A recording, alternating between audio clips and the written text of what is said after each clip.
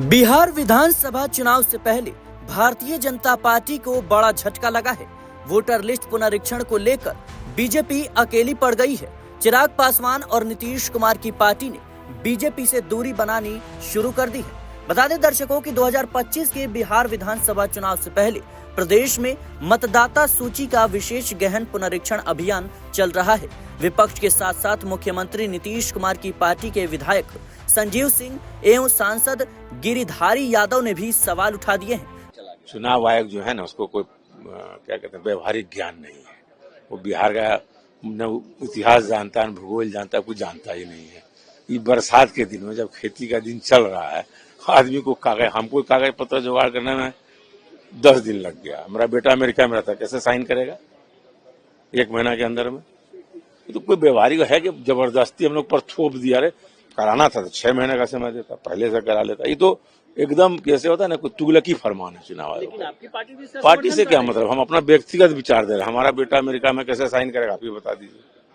अपना भी हम एक्सपीरियंस बता रहे हैं। पार्टी से सब हम पार्टी के साथ हम तब हैं जब वोट डालने जाएंगे।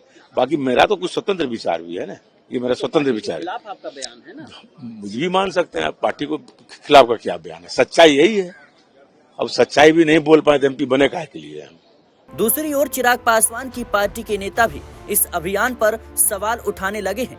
एनडीए में शामिल नेताओं के एसआईआर पर दिए गए बयान से भारतीय जनता पार्टी की धड़कनें तेज हो गई हैं। अब इस पर बीजेपी की प्रतिक्रिया सामने आई है।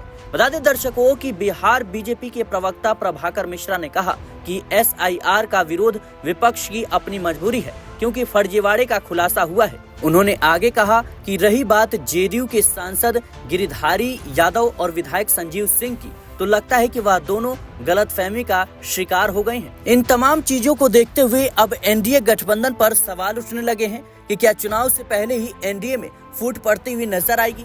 आपको बता दें दर्शकों कि एसआईआर पर सवाल उठाए जाने को लेकर जेडीयू के विधायक संजीव सिंह ने कहा कि सवाल उठना लाजमी है। जो मजदूर बाहर हैं, जिनका कॉन्ट्रैक्ट है कि आपको 6 महीने तक छुट्टी नहीं मिलेगी, काम करना है, जो वोटर है यहाँ के, तो उनका नाम कटेगा, तो ये बहुत दुखद है। जेडीयू सांसद गिरिधारी यादव का कहना है कि अगर लोकसभा चुनाव में मतदाता सूची सही थी तो कुछ महीनों बाद वो कैसे बिहार विधानसभा चुनाव के नजदीक आते ही गलत हो सकती है। उन्होंने कहा कि क्या मैं गलत मतदाता सूची के आधार पर सांसद चुना गया हूं? अगर ऐसा है तो पूरी चुनावी प्रक्रिया पर सवाल उठेंगे। यानी ठीक वैसा ही सवाल जैसा विपक्ष उठा रहा है।